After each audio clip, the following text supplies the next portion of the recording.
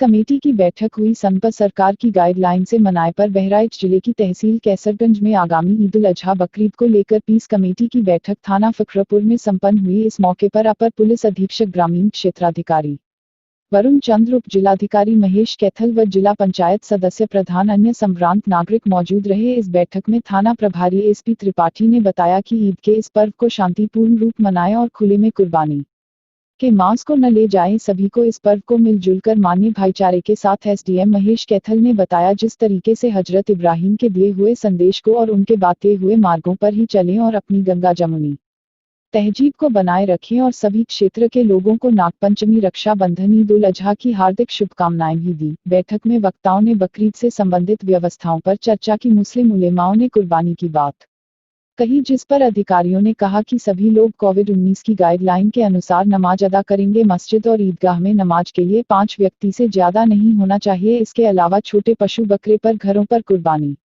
की जा सकती है, वह भी नियमों के तहत। मुस्लिम पक्ष ने परंपरागत स्थानों पर बड़े की कुर्बानी की बात रखी गई। इम्तियाज अली ने कहा है कि वह प्रशासन से मांग करते हैं कि बड़े पशुओं भैंस की परंपरागत होने वाली कुर्बानी गाह पर प्रतिवर्ष की तरह क्या इस वर्ष भी कुर्बानी किए जाने का आदेश मिलता है तो हम लोग नियमानुसार प्रशासन के गाइडलाइन के हिसाब से ही करेंगे। जिस पर बताया गया कि अभी आदेश प्राप्त नहीं हुआ है, अगर आदेश आता है तो कुर्बानी गाह के जिम्मेदारों को सूचित कर दिया जाएगा। फिलहाल सिर्फ बकरों की कुर्बानी घरों पर कर सकते हैं, भीड़ भाड़ नहीं होना चाहिए। इस बैठक में क्षेत्र के पूर्व ब्लॉक प्रमुख मुन्ना सिंह, कलामुद्दीन नेता, सीताराम पांडे, रफीक अंसारी, इम्तियाज अली उर्फ लड्डन नेता, विकास चौधरी, मौलाना हसीब, मौलाना उबैदुर्रहमान, सुभाष दीक्षित, राइस प्रधान आदि उपस्थित रहे। Bureau report Harish Kumar Yadav.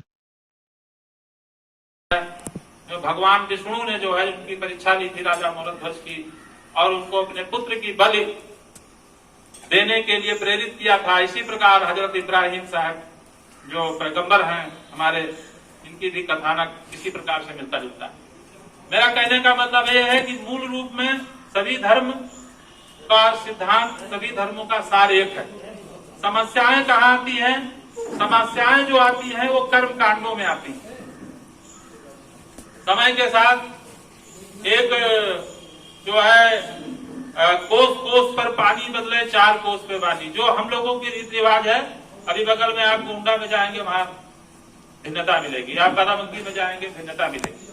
तो वो चाहे हिंदू हो, चाहे मुसलमान हो, चाहे वो ब्राह्मण हो, चाहे क्षत्रिय, चाहे किसी भी जाति के लोग हों, अलग अलग क्षेत्रों में अलग अलग रीति रिवाज है। तो ये रीति रिवाज असली नहीं है, जो हमारे धार्मिक सिद्धांत है वो असली। और कई चीजों के बारे में मुझे कहना है। सबसे पहले तो ये जो समय चल रहा है, ये सामान्य समय नहीं चल रहा। इसमें हर एक त्योहार सामान्य तरीके से मनाया जाना चाहिए, प्रतीकात्मक रूप में, सिंबॉलिक रूप में। जैसे हमने आदिकाल से रामनवमी का मेला होता था, इस बार नहीं हुआ।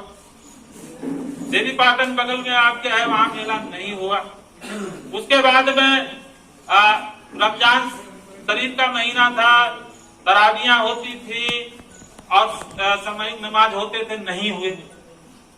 और ये सभी जो जितने भी बड़े बड़े हमारे धर्म गुरु हैं, चाहे वो हिंदुओं के हों चाहे मुसलमानों के हैं, सभी ने पहले से अपील की, और वो हमसे आपसे ज्यादा योग्य हैं और ज्यादा ईश्वर के भक्त। तो कहीं से किसी को कोई सको सुबह नहीं होना चाहिए कि इस समय जो भी कोई सामूहिक कार्यक्रम नहीं होंगे। अब ये संयोग है कि हमारा जैसे जो नमाज होती है ईदगाह में, हमारी नमाज 2 ही होती है, एक बकरीद की और एक ईद की। तो इस बार के हालातों के मद्देनजर ये सामूहिक नमाज नहीं होगी, और ये कोई बंदिश नहीं है, ये समय की जरूरत है।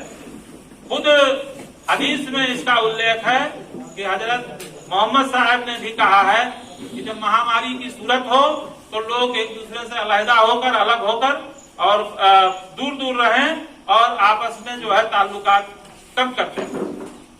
तो ये कोई हम लोग ये नई बातें प्रशासन या शासन निकाल के नहीं दे रहा। हम सभी धर्म ग्रंथों से ही, और जो हमारे महापुरुष हैं उन्हीं की बातें बताते हैं। और आप लोगों से अपील है कि इसका आप लोग पूरे मन से पालन करेंगे, भारी मन से नहीं, स्वस्थ मन से, अच्छे मन से आप लोग पालन करेंगे कि आज ये समय की हमारे जरूरत है। आज आप देख लीजिए यूपी में हालात